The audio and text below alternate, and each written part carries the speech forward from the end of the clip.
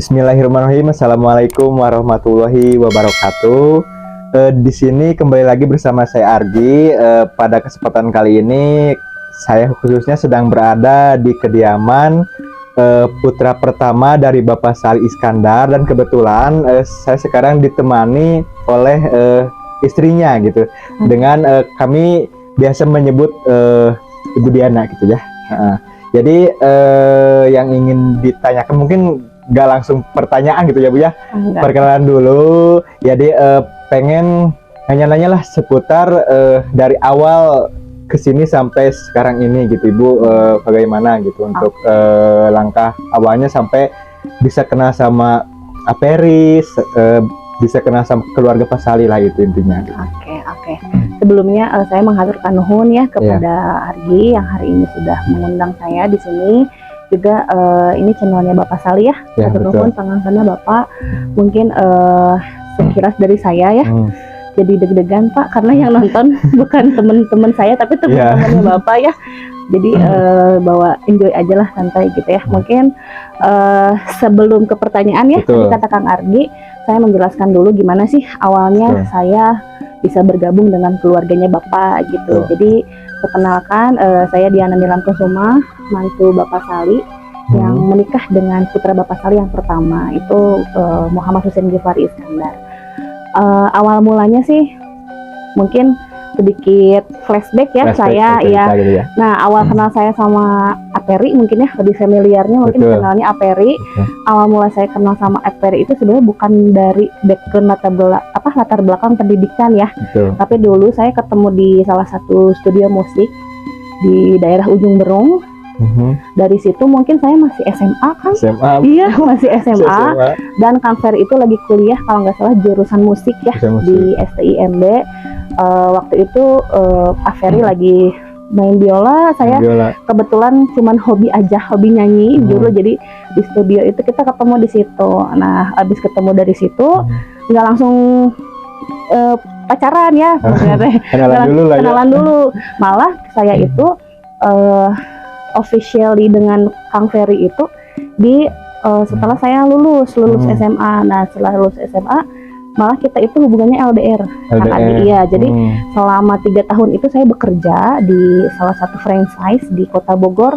Waktu itu kita memang jarang ketemu ya, tapi alhamdulillah karena memang kita dua-duanya punya prinsip nih Kang Argi.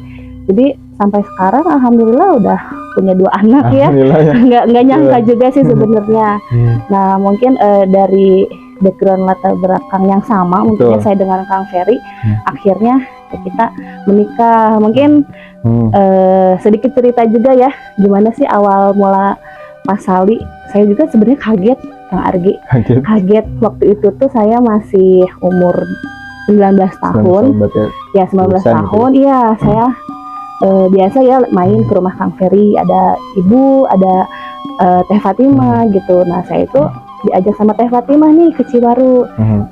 Kata Bapak main ke Ciwaru. Saya waktu itu nggak mikir apa-apa gitu ya. Saya main aja dibawa sama Teh Fatimah ke Ciwaru. Setelah dibawa ke sana, langsung Bapak Salih itu to the point ya. Bapak Salih itu iya to the point sekali orangnya. Diana sekarang umur berapa? 19 Pak. Oh iya, cukup lah gitu. Cukup apa Pak, tunggu dulu ya. Karena kepikiran waktu saya sekolah itu saya mah mau nikah umur 25 aja gitu. Tapi ternyata ya emang jodoh rezeki itu mah urusan Allah gitu ya. Nah, umur 20 tahun saya nikah. Langsung 20 tahun. 19 ke 20 ya, tahun. Kalau Bapak Salih itu gerak cepat gitu. Betul. Bertanya secara langsung kepada saya, karena mungkin ya apalagi lah mungkin Bapak Salih juga butuh untuk regenerasi ya, untuk kedepannya banyak yayasan gitu seperti apa. Saya nggak ada kepikiran seperti itu karena awal mula juga saya emang nggak tahu Kang Ferry itu anaknya Pak Salih. Oh, awalnya tidak bercerita gitu ya? Enggak cerita Kang Ferry itu siapa gitu. Malah dulu saya yang asli orang Cisaranten, oh ternyata Pak Salih itu yang mendirikan Al Gifari. Soalnya dulu itu Kang Argi, kalau boleh cerita ya, waktu saya SD itu Al Gifari itu sudah sangat maju lah, sudah sangat melesat. Jadi ketika teman-teman saya ditanya sekolah di mana, ya saya mah hanya lulusan SD negeri ya, kalau misalkan bisa dibicarakan mah teman-teman saya tuh gitu, oh saya mah sekolah di Al Gifari kelas C ini. Jadi sayangnya jadi minder gitu. Tapi dengan kuasa Allah ternyata saya nikah sama anaknya Bapak Sali gitu. Jadi suatu apa ya, kebanggaan yang mungkin nggak semua orang bisa gitu. Betul. Jadi akhirnya saya hanya bisa mensyukuri sekarang dan menjalani, dan kedepannya bagaimana nih saya dengan latar belakang seperti ini bisa bergabung dengan keluarganya Bapak Sali. Karena jujur dari saya pribadi, saya bukan orang ada gitu ya. Saya tidak berpendidikan, bahwa saya bahkan saya itu Kang Argi disekolahkan oleh Bapak. Betul. Ya S1 saya lulusan Universitas Al-Ghifari, S2-nya juga sekarang saya dibiayai oleh keluarga Bapak Sali. Jadi untuk sampai detik ini, dari proses awal ya antara Bapak Sali dan Kang Ferry itu benar-benar mengubah hidup saya gitu untuk sekarang. Ya. Baik, berarti itu cerita dari nol sampai sekarang gitu ya, Bu ya. Iya. Dan juga yang selanjutnya mungkin karena ini begitu menarik gitu, karena Ibu itu tidak mempunyai, bukan tidak mempunyai, tapi awalnya backgroundnya bukan pendidikan gitu ya, Bu ya. Jadi pas pertama nih, pas setelah menikah lalu diajak bergabung menjadi pengurus yayasan, nah itu tanggapannya gimana Ibu? Kaget atau memang senang atau gimana Ibu? Oke, jadi memang jangankan setelah menikah ya, bahkan dari sebelum menikah pun saya sudah diajak-ajak oleh Bapak. Jadi dulu saya lagi kerja selama 3 tahun di Bogor. Ketika saya kerja itu Bapak telepon di sela-sela saya bekerja, "Teteh bisa nggak ke Bandung? Teteh Bapak daftarin kuliah ya." Itu yang pertama. Setelah akhirnya tidak bisa ya, karena tidak bisa secara mendadak. Jadi aduh Bapak hatur nuhun gitu, saya sudah dikuliahkan oleh Bapak gitu.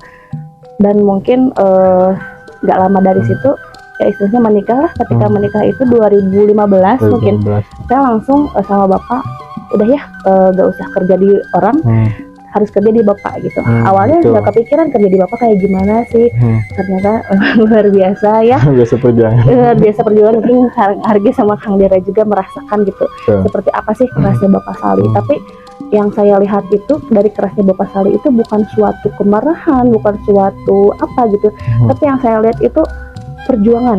Bagaimana seorang menantu harus bisa bekerja dengan keluarga Bapak Sali gitu, dengan mungkin kalau dibilang ketika saya bekerja di orang lain itu hanya itu fokus bidang saya, tapi ketika saya bekerja dengan Bapak Sali itu fokusnya banyak Kang Argi. Bahkan mungkin bisa dibilang kerjaan notaris kita kerjakan kalau Fatimah, karena anaknya tidak bisa menolak, saya juga sama. Kalau saya mungkin lebih ke tidak bisa apa ya, ini wujud terima kasih saya lah untuk Bapak Sali gitu, karena saya selalu melihat ke bawah, nggak ada keluarga yang seperti ini gitu. Jadi sudah di modal awal kita hanya meneruskan saja, hanya tinggal baik malah istilah kasar rumah gitu. Jadi saya tidak mau Kang Argi menyia-nyiakan kesempatan ini, karena saya tahu pemikiran Bapak itu visioner ya. Bahkan puluh tahun atau ratusan tahun ke depan itu Bapak sudah memikirkan gitu. Bahkan di depan rumah saya di sini ada makam ya. Jadi sudah diperuntukkan untuk makam. Bapak pengen di sini, ini di sini, saya juga walau aman gitu. Nggak tahu saya dulu, nggak tahu Bapak dulu gitu ya. Saya mah harapannya semuanya sehat-sehat aja. Amin, gitu. amin Ibu ya. Oke. Itu sekilas ya sangat apa ya namanya, luar biasa bagi saya khususnya, karena memang Ibu itu kan awalnya kerja di luar, kerja ke orang lain, tapi pas langsung gabung ke keluarga Pak Sali Iskandar itu merubah semuanya gitu. Dari mulai awalnya tidak bisa apa-apa dan lain sebagainya itu bisa gitu ternyata. Tapi yang jadi pertanyaan itu, didikan Pak Sali itu seperti apa sih? Karena memang saya juga mengalami lah, tapi dikhususkan kepada Ibu ada apa ya namanya, menantunya gitu. Jadi sekeras apa itu? Kalau untuk saya pribadi ya, awalnya pasti saya juga ada ya, capek gitu. Aduh, ini belum selesai, ini harus sudah dikerjakan. Kalau misalkan saya lihat hanya dari tugas saya mungkin sangat sempit sekali ya, karena kerjaan Bapak itu lebih banyak ternyata gitu. Jadi mungkin ini salah satu cara saya untuk bagaimana berterima kasih kepada Bapak ya. Mungkin dibilang keras, sangat keras gitu. Betul. Bahkan bapak itu tidak memandang mana karyawan, mana anak gitu ya, mana menantu gitu.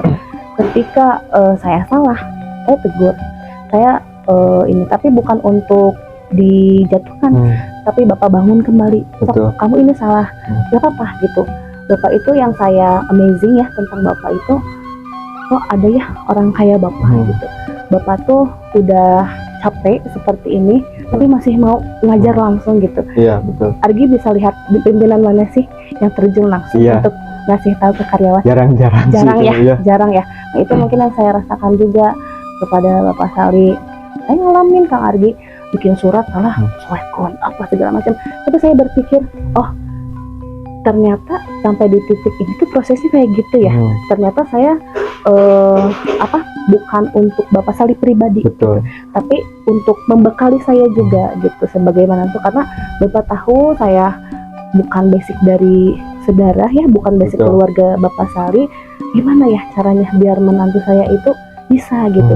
Jadi antara pengajaran mungkin yang saya rasakan antara ke anaknya dan ke menantunya itu saya rasa sama gitu. Jadi Bapak Sali itu tidak pernah membeda-bedakan ya urusan apa segala macam gitu.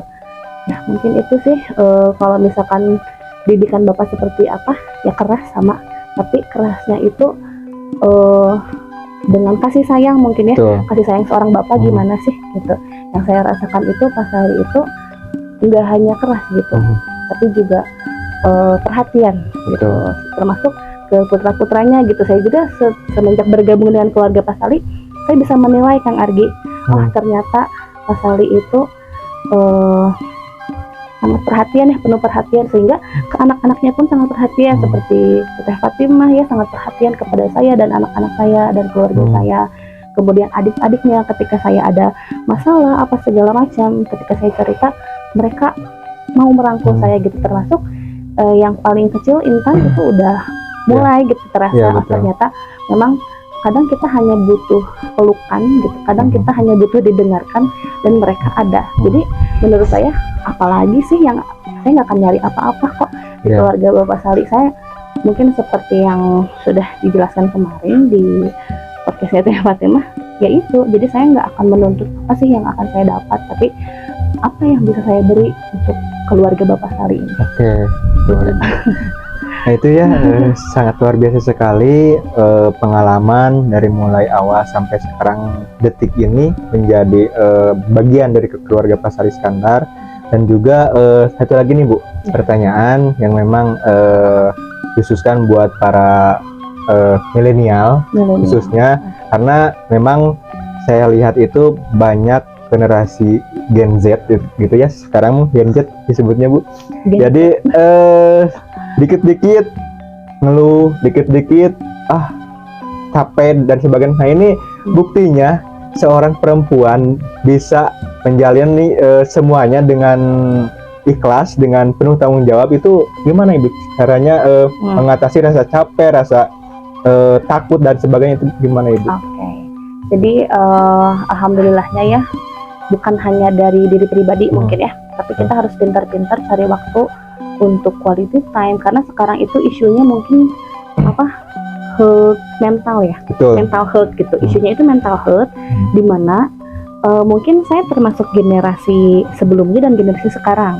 Jadi memang jadi pimpinan, apalagi seorang perempuan ya, ya seperti yang kita ketahui bersama-sama bahwa perempuan itu lebih mementingkan emosi. Betul. Kalau laki-laki itu logika ya. Ketika perempuan itu dihadapkan menjadi seorang pimpinan, sebenarnya secara kodrat di dalam Al-Quran yang harus jadi khilafah itu laki-laki. Betul.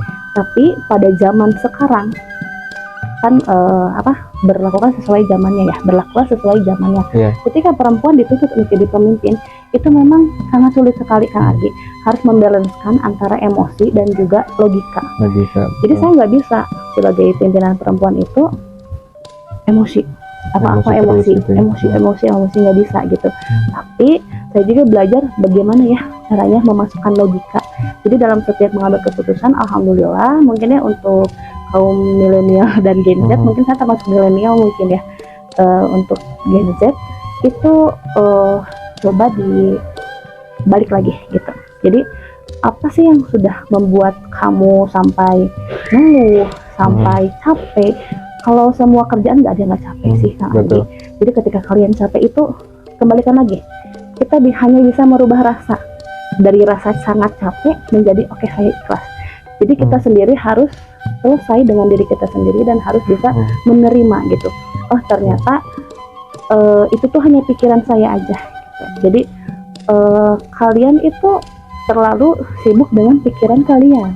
Jadi kalian merasa capek itu mungkin awalnya dari pikiran kamu karena terus capek. Tapi ternyata setelah dijalani kita bisa kok, kita kerja lagi, bangun lagi pagi, pulang malam lagi, sore lagi gitu. Itu kita harus mulai rubah rasa capek itu, kita rubah gitu. Jadi apa? Mungkin dengan me time ya. Jadi saya sarankan meskipun kita sibuk bekerja nih, saya tahu Gen Z itu kerjanya luar biasa gitu ya. Tapi hati-hati ketika kita hanya fokus terhadap satu tujuan, itu kita akan capek. Kalau kamu fokus mengejar dunia, itu kamu akan dapat lelahnya. Tapi kalau misalkan kamu menggabungkan ya antara tujuan akhirat dan tujuan dunia, itu insya Allah dunia dan isinya akan kita dapat. Jadi satu mungkin ya dari saya, jangan tinggalkan spiritual kalian. Karena apa? Kalau misalkan kita hanya bekerja seperti seseorang yang tidak ada tujuan, itu nggak akan ada pencapaian. Tapi kalau misalkan kita kerja buat apa sih? Gitu. Pasti baliknya ke situ lagi gitu ya. Nah kita juga harus bisa mengolah. Kita sudah tahu mana yang baik, mana yang tidak gitu. Itu mah hanya pilihan kita sendiri lah. Mau jadi seperti apa itu gimana kita. Tergantung kita. Kita mau jadi orang seperti ini gimana kita. Kita mau jadi orang seperti apa gimana kita. Jadi bukan, kalau mental health itu mungkin seseorang yang sering menyalahkan si A, si B, si C. Aku tuh gini tuh gara-gara dia, aku tuh gini-gini gara-gara dia, aku nggak betah di kerjaan, keluar. Mungkin sekarang yang saya alami juga ya Kang Argi di pendidikan juga ada gitu. Di saat kita menerima karyawan yang Gen Z milenial yang dia hanya fokus terhadap mental health-nya sendiri, itu ya rata-rata keluar masuk. Tidak ada kepikiran untuk tidak ada berpikir untuk saya di sini bisa bikin karya apa ya. Bahkan dari hobi kita sendiri, kalau misalkan kita terbuka gitu sama pimpinan atau apa, itu insya Allah kok kita dukung gitu. Jadi nggak usah takut lah gitu ya. Kang Dera juga awalnya pasti dari edit video. Ini kan jadi manjang sekarang bikin podcast apa segala macam. Itu hobi loh. Itu salah satu contoh Gen Z yang mau maju ke depan. Kang Argi juga Gen Z gitu. Kalau Kang Argi misalkan kalau Kang Argi ngeluh capek, apalagi Kang Argi ini luar biasa ya, jam 5 subuh udah bangun, udah pak segala mungkin ya, menyiapkan sesuatunya untuk yayasan. Jadi sebelum Bapak Ibu datang ke sekolah kami ada ini dan itu gitu yang sudah menyiapkan semua sampai kebersihan apa segala macam, itu luar biasa. Tapi nggak disuruh kan? Kemauan Argi sendiri kan? Nah itu mungkin ya sebagai contoh gitu. Sekarang Kang Argi notabene sama ya, mungkin pendidikan ya biasa lah gitu. Apalagi kita sama-sama dari perantauan apa segala macam, pasti yang dilihat apa sih yang kita bisa survive. Nah, itu aja sih. Sebelumnya terima kasih nih Bu ya, sudah memberikan kesempatan kepada kami khususnya, dan juga dapat memberikan motivasi lah bagi semua kalangan di luaran sana yang memang banyak mengeluhnya lah. Khususnya bukan hanya di luaran sana, saya juga suka lah, tapi saya balik lagi nih, tujuan saya apa di sini gitu. Jadi intinya semuanya harus dilaksanakan secara ikhlas, tanggung jawab, dan juga dijalani semua prosesnya, karena proses itu sangat berharga gitu. Terus ini mungkin menjadi salah satu contoh juga, karena Ibu Dianiti banyak sekali berkontribusi di Yayasan Faisal Iskandar ya. Yang pertama di Yayasan Faisal Iskandar yang di Cilengkrang, terus yang di Alaitam, terus yang di Bandung Barat gitu. Jadi semuanya bisa berkontribusi, walaupun apapun rintangannya, apapun kesulitannya, tapi tetap dijalani, tetap terus belajar gitu. Terima kasih Ibu ya, sudah sama-sama. mengganggu waktu liburnya nih di hari Minggu. Oke. Terima kasih untuk semuanya. Saya harap bisa diambil contoh baiknya dan dibuang yang buruk-buruknya gitu. Terima kasih. Assalamualaikum warahmatullahi wabarakatuh. Warahmatullahi